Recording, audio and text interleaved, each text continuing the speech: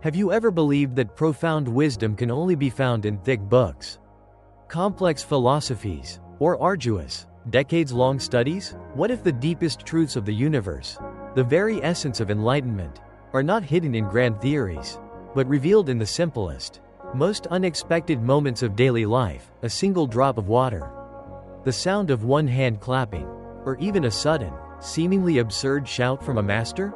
Today, we journey into the heart of Zen Buddhism, a unique and often enigmatic school of thought that strips away complexity to reveal the direct, unadorned path to awakening. We'll explore timeless anecdotes of Zen masters and their disciples, revealing how they used unconventional methods, paradoxical riddles, koans, and profound, direct experiences to shatter illusions and unveil ultimate reality. This isn't just a story about ancient wisdom, it's a direct, transformative guide for anyone seeking clarity, direct insight, and liberation from the mind's endless conceptual frameworks. Prepare to discover why true enlightenment is not something you get, but something you realize is already present. Chapter 1. Emptying the Cup, the Foundation of True Learning. Our journey into Zen begins with a classic anecdote that perfectly encapsulates its foundational principle: the need for an open, receptive mind. In Japan, during the Meiji era, a renowned university professor, known for his vast intellect and extensive knowledge of philosophy, sought out a Zen master named Nan-en. The professor came not to learn, but primarily to inquire about Zen, perhaps to intellectually dissect it, to fit it into his existing framework of knowledge. Nan-en, with his characteristic simplicity, served tea to his distinguished visitor. He poured the professor's cup full, its brim already reaching capacity. But then, to the professor's increasing bewilderment and subtle annoyance, Nan-en kept on pouring. The tea overflowed, spilling onto the saucer, then onto the table, forming a growing puddle. The professor watched the overflow, his intellectual patience waning, until he could no longer restrain himself. "It is overfull," he exclaimed, his voice tinged with exasperation. "No more will go in." Nan-en calmly set down the teapot. He looked directly at the professor, his gaze clear and penetrating. "Like this cup," Nan-en said, his voice quiet but resonant with profound truth. "You are full of your own opinions and speculations. How can I show you Zen unless you first empty your cup?" This simple, direct demonstration was a powerful teaching. The professor, accustomed to filling his mind with more knowledge, realized that his very accumulation of intellectual concepts was preventing him from receiving new, deeper understanding. Zen, the master implied, is not about adding more information, but about emptying out what already fills the mind, making space for direct experience and intuitive insight. This fundamental act of intellectual humility, of letting go of preconceived notions, is the very first step on the path to awakening. Buddhist insight. This classic Zen Koan or story vividly illustrates avidya, ignorance, as the clinging to preconceived notions and intellectual frameworks. The full cup symbolizes a mind cluttered with opinions, biases, and existing knowledge, leaving no room for genuine new insight. Nan-en's action is a perfect upaya, skillful means, a direct, non-verbal teaching. The lesson emphasizes the necessity of cultivating beginner's mind, shoshin, an attitude of openness, eagerness, and lack of preconceptions, before true learning and prajna, wisdom, can take place. It challenges the academic approach to spirituality, suggesting that direct experience requires emptying, not accumulating. Chapter 2. The Gambling Monk, Compassion in the Face of Vice. The wisdom of Zen often manifests in unexpected acts of compassion, even towards those seemingly lost in worldly vices. Gudo, a renowned Zen master who was the emperor's teacher during his time, nevertheless traveled alone as a wandering mendicant, embodying humility. Once, when he was on his way to Edo, the cultural and political center of the shogunate, he approached a little village named Takenaka. It was evening, and a heavy rain was falling. Gudo was thoroughly wet, his straw sandals in pieces. At a farmhouse near the village, he noticed 4 or 5 pairs of dry sandals in the window and decided to buy some. The woman who offered him the sandals, seeing how wet and weary he was, kindly invited him to remain for the night in her home. Gudo accepted, thanking her for her unexpected generosity. He entered and, as a monk, recited the sutra before the family shrine. He was then introduced to the woman's mother and her children. Observing that the entire family was deeply depressed, their faces etched with sorrow, Gudo, with compassion, asked what was wrong. "My husband is a gambler and a drunkard," the housewife told him, her voice filled with despair. "When he happens to win, he drinks excessively and becomes abusive. When he loses, he borrows money from others, sinking us deeper into debt. Sometimes, when he becomes thoroughly drunk, he does not come home at all, leaving us worried and destitute. What can I do, master?" "I will help him," said Gudo. "Here is some money. Get me a gallon of fine wine and something good to eat for yourself. Then you may retire. I will meditate before the shrine." Gudo did not preach or judge, but acted with immediate, practical compassion. When the man of the house returned about midnight, quite drunk, he bellowed, "Hey, wife, I'm home. Have you something for me to eat?"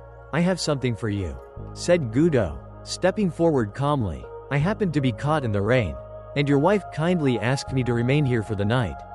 In return, I have bought some wine and fish, so you might as well have them." The man, surprised and delighted by this unexpected offering, drank the wine at once and, still in his stupor, laid himself down on the floor. Gudo sat in meditation beside him, observing him with a peaceful mind. In the morning, when the husband awoke, he had no memory of the previous night. "Who are you? Where do you come from?" he asked Gudo, who was still silently meditating. "I am Gudo of Kyoto, and I am going on to Edo," replied the Zen master. The man was utterly ashamed, immediately realizing that he was in the presence of a holy man, a teacher of the emperor, and that he had behaved abominably. He apologized profusely to the teacher of his emperor. Gudo smiled. "Everything in this life is impermanent," he explained, pointing to the fleeting nature of pleasure and the lasting pain of vice.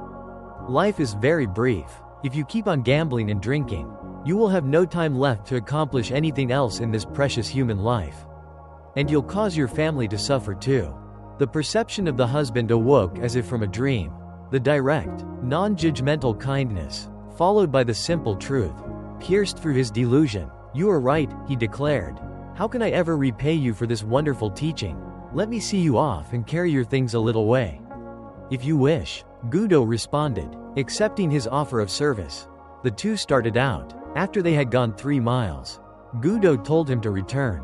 "Just another 5 miles, he begged Gudo, his newfound devotion palpable. They continued on. "You may return now," suggested Gudo. "Another 10 miles, the man replied, eager to serve. "Return now," said Gudo. When the 10 miles had been passed, "I'm going to follow you all the rest of my life," declared the man, utterly transformed. This disciple, Muon, became Gudo's successor, a famous Zen master in his own right, known as the man who never turned back.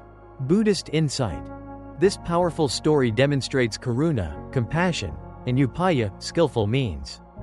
Gudo doesn't judge or preach. He addresses the man's immediate needs, hunger, thirst, and then offers a direct, non-confrontational experience of his own behavior, followed by a simple teaching on anicca, impermanence, and the consequences of tanha, craving for pleasure, addiction. His method is highly effective because it bypasses the man's defensiveness. The man's shame and eventual transformation through service highlight right action, samma kamanta, and right livelihood, samma ajiva. The story emphasizes that wisdom is transmitted experientially, not just verbally, and that genuine change is possible. Chapter 3. The Untarnished Reputation, Compassion Beyond Slander. Zen wisdom often challenges our attachment to reputation and external validation, demonstrating true purity through equanimity. The Zen master Koan was widely praised by his neighbors as one living a pure, virtuous life. A beautiful Japanese girl whose parents owned a food store lived near him. Suddenly, without any warning, her parents discovered she was with child. This brought immense shame and anger upon the family. She would not confess who the father was, but after much harassment and relentless pressure, at last, in her desperation, she falsely named Koan. In great anger, the parents stormed to the master. "Is that so?" was all Koan would calmly say. He did not defend himself, did not protest, did not explain. After the child was born, it was brought to Koan by the parents, thrust upon him as his supposed responsibility. By this time, Koan had lost his pristine reputation, his good name tarnished by scandal, a public disgrace. This, however, did not trouble him in the slightest. His inner peace was undisturbed. He simply took the child and cared for it diligently, obtaining milk from his neighbors and everything else the little one needed, treating it with boundless compassion. A year later, the girl's mother could stand it no longer. Consumed by guilt, she told her parents the truth. The real father of the child was a young man who worked in the fish market. The mother and father of the girl at once went to Koan to ask his forgiveness, to apologize at length and profusely, and to get the child back again. Koan was willing to yield the child. All he said was, once again, the same profound, non-reactive phrase, "Is that so?" Buddhist insight. This story powerfully demonstrates upekkha, equanimity, and non-attachment, anupadana, to reputation or external validation. Koan's repeated phrase, "Is that so?" signifies his acceptance of reality as it is, without clinging to a good reputation or reacting to false accusations. This is a profound form of right view, samaditi, and right speech, samavaka, choosing not to engage in gossip or self-defense but to simply accept what is. His compassionate care for the child, even when publicly shamed, exemplifies karuna, compassion, in action. The story highlights that true purity is internal and cannot be tainted by external slander. Chapter 4. The Unconventional Teacher, Challenging Dogma and Embracing the Moment. Zen often challenges rigid dogma and intellectual arrogance, emphasizing direct experience and the wisdom of the moment. Bankei and the Nichiren priest. The Zen master Bankei was known for attracting large audiences from all ranks and sects, teaching directly from his heart. This angered a priest of the Nichiren sect, whose adherents were leaving to hear about Zen. The self-centered Nichiren priest came to Bankei's temple. Determined to debate, he called out, "Whoever respects you will obey what you say. But a man like myself does not respect you. Can you make me obey you? Come up beside me and I will show you," said Bankei, inviting him closer. The priest pushed his way through the crowd. Bankei smiled. "Come over to my left side." The priest obeyed. "No," said Bankei. "We may talk better if you were on the right side. Step over here." The priest proudly stepped over to the right. "You see," observed Bankei, "you are obeying me, and I think you are a very gentle person now. Sit down and listen." Lesson. Bankei uses upaya, skillful means, and a non-confrontational approach to expose the priest's hidden obedience and pride, demonstrating that true authority comes from wisdom, not coercion. It's a playful lesson in right view and humility. Ikkyu and the Dying Teacup. Ikkyu, a famous Zen master, once broke his teacher's precious teacup. Hearing his teacher's footsteps, he hid the pieces. When asked why people die, his teacher said, "It is natural. Everything has to die." Ikkyu, producing the shattered cup, added, "It was time for your cup to die." Lesson.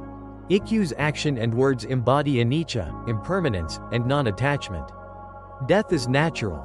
Clinging to life or objects causes suffering. Ryokan and the Thief. Ryokan, a Zen master living a simple life in a hut, was visited by a thief. Finding nothing to steal, the thief was bewildered. Ryokan returned and caught him. "You may have come a long way to visit me," he told the prowler, "and you should not return empty-handed. Please take my clothes as a gift." Ryokan then sat naked, watching the moon, musing, "Poor fellow. I wish I could give him this beautiful moon." Lesson. Ryokan's act is supreme dana, generosity, and karuna, compassion. He transcends the notion of ownership and fear, offering even his last possessions. His desire to give the moon highlights the boundless inner richness of a non-attached mind. Hoshin's death prediction. Hoshin, a Zen master, predicted his death 7 days in advance, telling his disciples, "I came from brilliancy and returned to brilliancy." When a disciple noted his farewell poem was 1 line short, Hoshin, with a roar, shouted the final line and was gone. Lesson. This highlights the complete mastery of an enlightened being over anicca, impermanence, and samsara. The ability to consciously leave the body, and to do so with such power, exemplifies ultimate liberation. The roar symbolizes the final, explosive release of a Buddha. Chapter 5. Zen in Action, Wisdom in Everyday Life. Zen often finds its deepest expressions in the most unexpected moments of everyday life.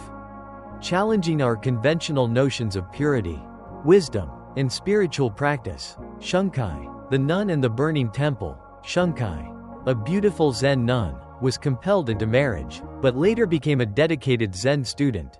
Her sincerity and beauty caused the wife of the head priest to become jealous and spread a false rumor about Shunkai and a male friend, leading to Shunkai's expulsion. Shunkai, heartbroken by the injustice to her friend, burned down the 500-year-old temple. Arrested and jailed for 7 years, she continued her practice. After release, shunned by even Zen practitioners for her past, she became sick and found solace in the name of Amida Buddha. She wrote her story, which later, paradoxically, brought remorse to those who had slandered her. Lesson: Shunkai's story is complex, showing that even enlightened beings can err, or that karma ripens unexpectedly. It challenges rigid views on purity and highlights the hypocrisy of those who judge others while claiming spirituality. Her eventual solace in Amida Buddha, Pure Land, shows the diversity of paths within Buddhism.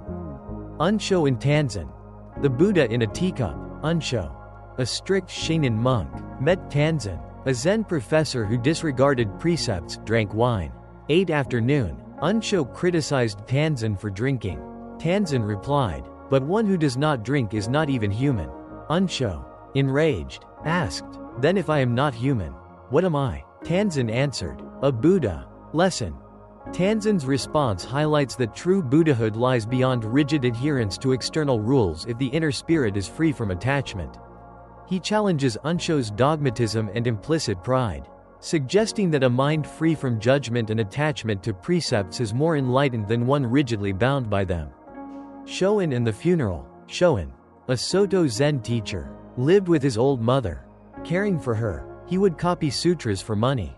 People scoffed when he brought fish for his mother, as monks shouldn't eat fish. But Shoin didn't mind. When his mother died, he hit the coffin with his staff, saying, "Mother, your son has returned." This unconventional act and his unique interactions challenged traditional mourning and expressed deep, non-attached love. Lesson: Shoin demonstrates right livelihood, caring for his mother, even by breaking a minor precept, non-attachment to social norms, and a profound anicca, impermanence, and anatta, non-self, understanding. His unconventional mourning highlights genuine, direct experience over rigid ritual. Gassan and the Lilies. A university student asked Gassan if he read the Christian Bible. Gassan asked him to read. The student read from Matthew chapter 6 verses 28 to 34. About not worrying about clothing like the lilies. Gassan remarked, "Whoever uttered those words, I consider an enlightened man." The student then read, "Ask, and it shall be given you, seek, and ye shall find, knock, and it shall be opened unto you." Gassan remarked, "That is excellent. Whoever said that is not far from Buddhahood." Lesson: Gassan's open-mindedness and recognition of truth in other traditions highlight the universal nature of Dhamma, transcending specific religions. He exemplifies right view, Samma-ditthi, by recognizing wisdom wherever it appears, emphasizing shared principles like non-attachment, trust, and seeking. Kosen and the first principle. Kosen, a Zen master, drew the characters for the first principle for a carving. His bold pupil repeatedly criticized each attempt as not good, or worse than before. Kosen patiently drew 84 times. When the pupil stepped out, Kosen quickly drew one last version. The pupil returned and declared it a masterpiece. Lesson: This illustrates the importance of non-attachment to external validation and the power of practice when free from judgment. The pupil's constant criticism represents the inner critic or external judgments. Kosen's persistence and ultimate success when free from the pupil's observation emphasize finding inner freedom from judgment to achieve true mastery. Jian and the Walking Dictionary. Jian, a famous Sanskrit scholar, lectured widely. His mother wrote to him, "Son, I do not think you became a devotee of the Buddha because you desired to turn into a walking dictionary for others. There is no end to information. I wish you would stop this lecture business. Attain true realization." Jian heeded her advice. Lesson: This highlights the danger of intellectualizing Dhamma without direct realization. True wisdom, prajna, comes from direct experience, meditation, not just accumulation of knowledge. It is a reminder of right effort, samma vayama, focusing on inner cultivation over outward display of scholarship. Mokusan and the clenched fist. Mokusan Hiki, a Zen master, visited an adherent complaining about his stingy wife. Mokusan showed the wife his clenched fist, asking what she would call it if it were always like that. Deformed, she replied. He then opened his hand flat and asked, "What if it were always like that?" "Another kind of deformity," she said. Mokusan concluded, "If you understand that much, you are a good wife." After his visit, she helped her husband to distribute wealth as well as to save. Lesson. This is a brilliant upaya, skillful means, to teach the middle way in balance in generosity and frugality. Both extremes, always clenched, always open, are deformed. Wisdom lies in knowing when to save and when to distribute. Fostering right livelihood, samma ajiva, and dana, generosity. Mokugan's successor, Mokugan, a Zen master, asked his disciples on his deathbed to interpret Zen. All were silent. Incho, a disciple, subtly moved the medicine cup a few inches. Mokugan asked, "Is that all you understand?" Incho moved the cup back. Mokugan smiled. "You rascal. You have worked with me 10 years and have not yet seen my whole body. Take the robe and bowl." Lesson. This emphasizes that true Zen insight is often communicated non-verbally. Through subtle action and understanding, vipassana, Mokugan tests for embodied wisdom, not just intellectual answers. Incho's actions demonstrate an intuitive grasp of balance and direct response, earning him the succession. Conclusion. The unbound spirit, your path to infinite possibility. The enduring tapestry of Zen Buddhist parables is far more than a collection of ancient tales, it's a living, breathing testament to the boundless wisdom of awakened beings and the transformative power of direct insight. It challenges our conventional beliefs about reality, self, and the path to liberation, revealing that true wisdom blossoms in the most unexpected moments and in the most unconventional ways. Key learnings for your personal Buddha story. Direct experience over doctrine. Zen emphasizes direct, personal realization, satori, kensho, over mere intellectual understanding or adherence to scriptures. Application. Don't just read about the Dhamma, practice it. Engage in mindfulness and meditation. Test the teachings in your own life to gain first-hand insight. The fluidity of self, anatta. The Zen masters often challenge the notion of a fixed, permanent self. You are not a static entity but a dynamic, ever-changing process. Application. Observe your thoughts, emotions, and physical sensations without identifying with them. Recognize that you are the awareness in which these phenomena arise and pass away, leading to profound freedom from ego. Non-attachment to form and outcome. Upekkha. True wisdom involves letting go of rigid expectations, societal norms, and even cherished spiritual concepts. This frees the mind from suffering. Application. Practice non-clinging to ideas, possessions, or even methods. Be flexible and adaptable. Like the water, realize that attachment to specific outcomes often causes disappointment. Paradox as a path to insight. Zen masters often use koans, paradoxical riddles, and unconventional actions to break the mind's habitual logical patterns, forcing a leap of intuitive understanding. Application. When faced with a perplexing problem or a contradiction, don't immediately seek a logical answer. Sit with the paradox. Allow your mind to transcend its usual frameworks, opening to new insights. Wisdom in everyday life. Enlightenment is not confined to meditation halls or remote mountains. It can be found in the mundane, in simple acts like washing a bowl, drinking tea, or observing nature. Application. Bring mindfulness, sati, to your daily activities. Every moment, every task, can be an opportunity for profound awareness and the cultivation of wisdom. Compassion, karuna, and humility as core virtues.